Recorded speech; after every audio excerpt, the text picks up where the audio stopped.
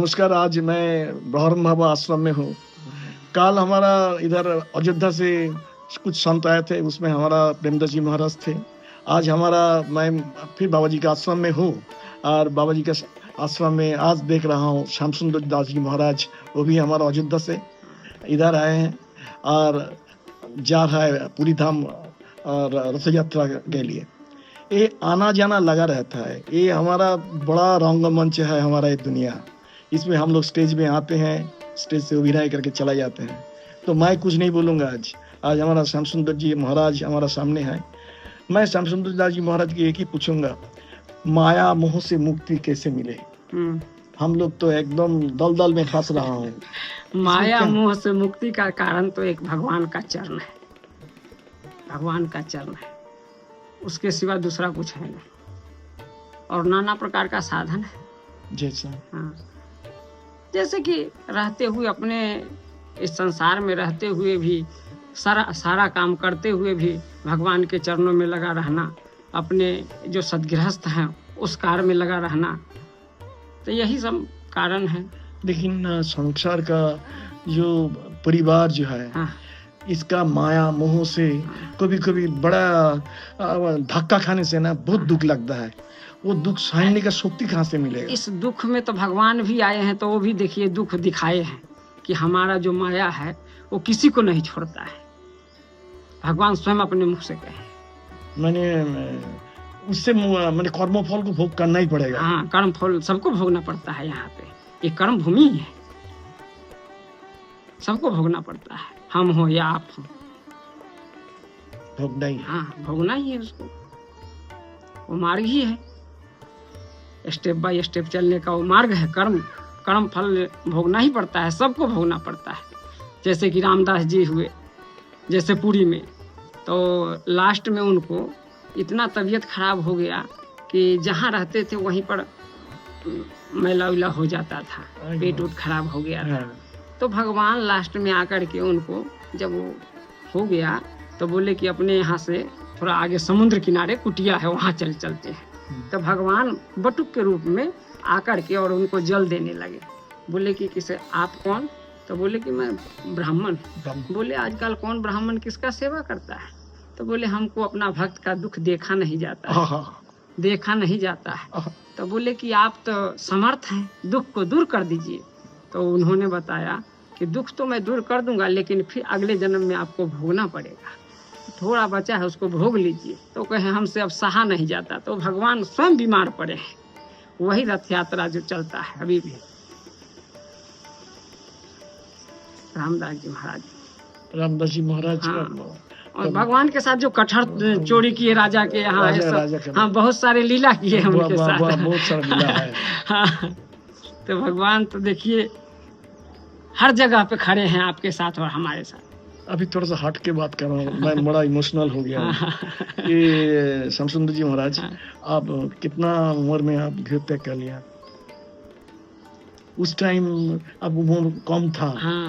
आप किस विचार में आके आध्यात्मिक जब ये रास्ता तो कठिन है। जब ये विचार आता है तो कोई कठिन नहीं दिखता है। अच्छा। हाँ, इंसान जब अपना शरीर को त्याग करना चाहता है तो ये थोड़ी देखता है कि ट्रेन है कि ये आकाश से मैं कूद रहा हूँ कि पहाड़ से कूद रहा हूँ। कूद गया। उस समय वो किसी को देखता नहीं है, सोचता नहीं, वो अपने कर्म पथ पे चल देता है। भगवान वो पक्षी है जिसको उड़ा करके आप फिर छोड़ देते हैं कि अपने हिसाब से चल। अभी मैंने जब उड़ान भर दिया है तो अपना रिस्क में उड़ने लगा है। ऐसा ही है। जय सिया राम। जय सिया राम। मैं वही सोचते रहता हूँ जी, ये इतना परिवार का अंदर में अगर कोई दुखी हो रहा है, मुक्ति कैसे मिलेगा? मन से अगर आ रहा है, फल भोग आदमी स्वयं कारण है। हर चीज में स्वयं अपने कारण है इंसान, लेकिन अनुभव नहीं है उस चीज का, उसका अनुभव नहीं। भगवान स्वयं गीता में कहे कि हमारा तुम्हारा अनेकों जन्म हो चुका है, लेकिन हमारे पास उसका स्मरण है, लेकिन तुम्हारे पास स्मरण नहीं है। अर्जुन को स्वयं कहे। नर और नारायण का तो 2 सदियों से चल रहा है लीला। नर और नारायण से संसार चल रहा है, यही लीला है। महाराज जी, आप कौन सा अखाड़ा से है? हम लोग दिगंबर अखाड़ा। अच्छा, दिगंबर अखाड़ा है। और हमारा कल प्रेमदास जी महाराज जी आए थे, वो भी दिगंबर अखाड़ा का है? हाँ हाँ। अच्छा। हमारा माने वो महाराज जी 8 बार माने मानस सरोवर हाँ, बहुत पुराने साधु हैं वो। हाँ, बहुत पुराना साधु है। आज पैदल में ही पदब्रज में ही चलने लगा है। ये एक बड़ा कठिन रास्ता चुन लिया है। पुरानी मूर्ति है, साधु संत के बहुत पुरानी मूर्ति है। देख रहे हैं अभी भी बच्चे के तरह शरीर लग रहा है। एकदम इतना साल पुराना ये है। साधन साधन करने वाला चेहरा है ना। क्या, इतना साल पैदल पैदल चलना, सब तीर्थों में साधु को सब कुछ खाना। अभी उसका उम्र देखने से नहीं लगता वो 77 साल 78 साल का कितना 78 बड़ा साल का आश्रम है उनका, विराट बड़ा खाक चौक में। हाँ, मैं वो आश्रम में गया नहीं, हमको बार बार जाने बोला, कल बाबा हमको छोड़ नहीं रहा था।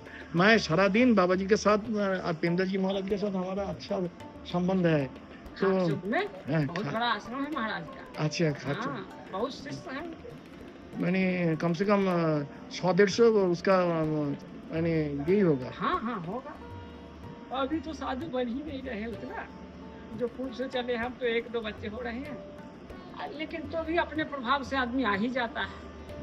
भगवान की कृपा से जिसको आना है वो एक रहे चाहे अनेक रहे, वो आ ही जाएगा।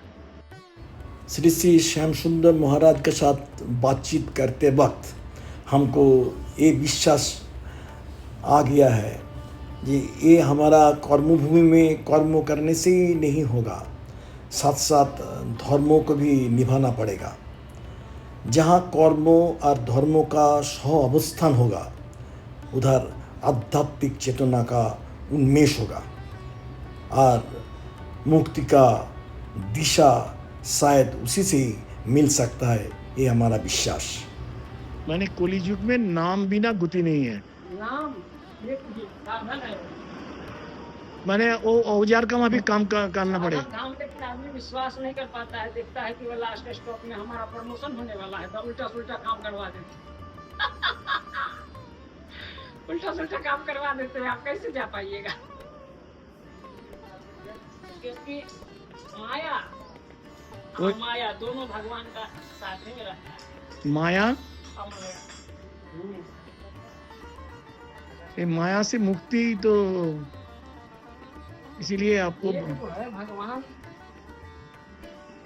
के धाम में पहुंचाता है, धाम से दूर करता है, तो दोनों विद्या अविद्या दोनों साथ में लगता है।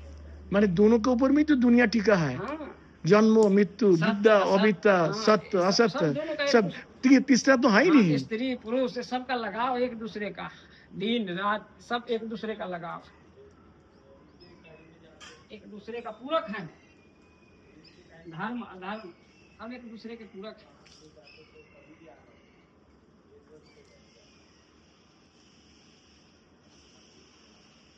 बहुत अच्छा लगा बाबा जी आपको सब बातचीत करते। चलिए, बहुत सुंदर।